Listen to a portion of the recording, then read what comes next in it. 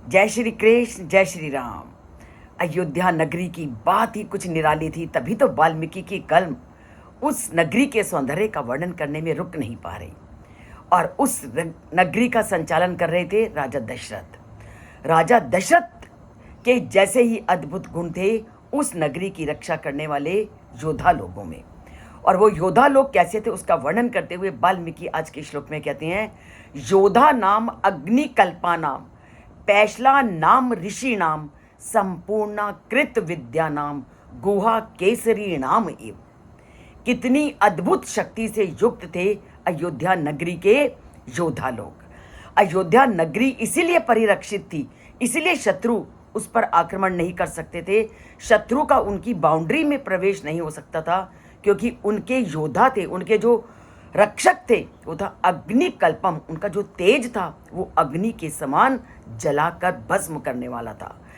पैशला नाम ऋषि नाम, और हर प्रकार की कौशल की विद्या से वो युक्त थे। कोई ऐसा ज्ञान नहीं था जो उन योद्धाओं को नहीं था।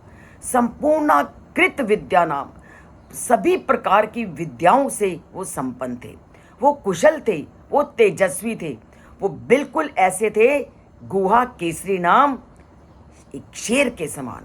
पूरे के पूरे जो योद्धा थे अयोध्या नगरी के, जो योद्धा थे वो सिंह के समान शक्ति, सिंह के समान तेज रखने वाले थे।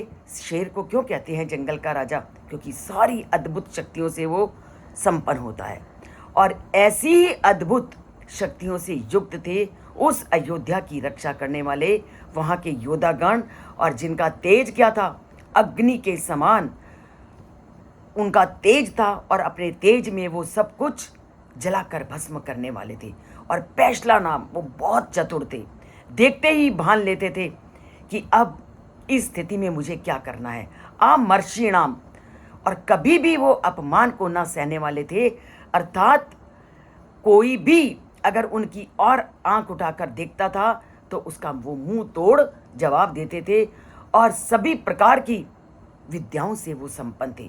पूरी तरह से एक योद्धा में जितने भी गुण होने चाहिए उस नगरी के योद्धा उन गुणों से परिपूर्ण थे। इसलिए क्या कहते हैं, पर्वतों की गुफाओं के सिंहों के समान भरी हुई थी वो अयोध्या नगरी।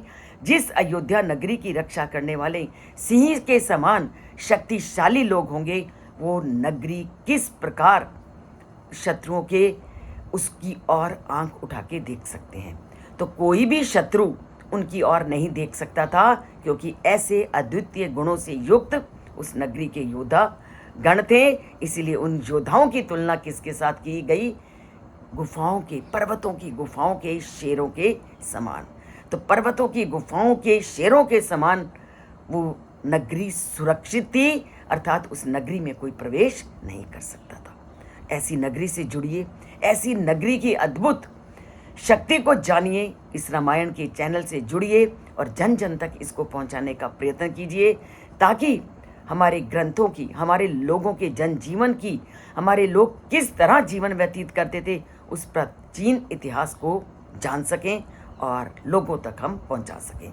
बोलते हैं जय श्री कृष्ण, जय श्री राम, और परमात्मा से नाता जोड़ते हैं।